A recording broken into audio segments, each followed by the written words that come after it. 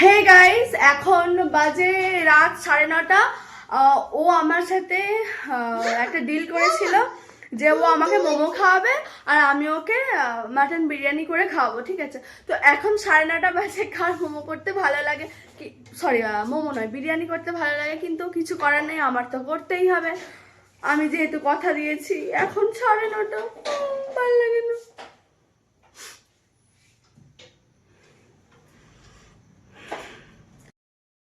রান্না যখন করতেই হবে, বেশি রাত করে আর লাভ নেই। মাটনটা ভালো করে আমি ধুয়ে নিয়েছি। ধুয়ে পরিষ্কার করার পরে আমি আদা রসুনের পেস্ট, টক দই আর লঙ্কার গুঁড়ো, হলুদ গুঁড়ো, নুন দিয়ে ভালো করে ম্যারিনেট করে রেখে দিয়েছি। যেহেতু ম্যারিনেট করে আমি 10 থেকে 15 মিনিট হাতে পেয়েছি, তাই ওইটুকু সময় আমি ম্যারিনেট করে রাখতে পেরেছি। আর এইদিকে আমি ভাতের জলটা বসিয়ে দিয়েছি, খুবই গরম হবে, তারপরে চালটা দিয়ে দেবো।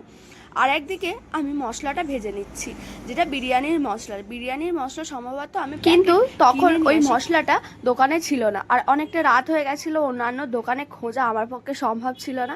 তাই আমি ভাবলাম গোটা মশলা ওটাকে ড্রাই রোস্ট করে আমি পেস্ট করে নেব। আর আমি ব্যবহার করি এভারেস্টের শাহি বিরিয়ানি মশলা। এটার মধ্যে এত সুন্দর গন্ধ আর এত ভালো খেতে লাগে, এত টেস্টফুল হয় বিরিয়ানিটা, আমি সত্যি আগে জানতাম না। আমি আগে সানরাইজের বিরিয়ানি মশলাটা ব্যবহার করতাম, কিন্তু এখন যখন আমি একবার এভারেস্টের বিরিয়ানি মশলাটা ব্যবহার করেছিলাম, তারপর থেকে আমি তো এভারেস্টের বিরিয়ানি মশলার উপর প্রেমে পড়ে গেছি। আর এদিকে দেখো, আমি গোটা গোটা আলু কেটে, মাটনের পিসটা অনেকটা বড়, হাফ আলু দিলে ভালো লাগবে না দেখতে, আর বিরিয়ানির মধ্যে আলুটাই বেশি ভালো লাগে।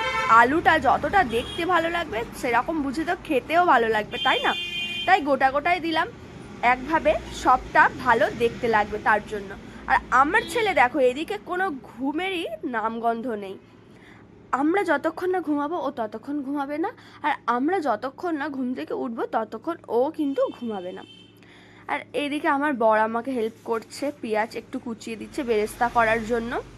আমি আলু টালু সব ভেজে নিয়ে বিরিয়ানিটা করে তারপরে তোমাদেরকে দেখাচ্ছি। দেখো বিরিয়ানিটা কেমন হয়েছে। আর চালটা না সত্যি একটু সেদ্ধ হয়ে গেছিলো, তাই একটু চিপচিপে ভাবটা রয়ে গেছে। এই চালটার জন্য বিরিয়ানিটা মানে একটু নাম্বার কমে গেছে, কিন্তু খেতে টেস্ট ছিল খুব ভালো। চালটা একটু পাখার তলায় দিয়েছিলাম, আর আমার না ভুল হয়ে গেছে, এত রাত্রেবেলা অতটা চালটা ফোটানো উচিত হয়নি। আর দেখেছি যখন বেশি তাড়াহুড়ো করব তখনই এই রকম কিছুই হয়।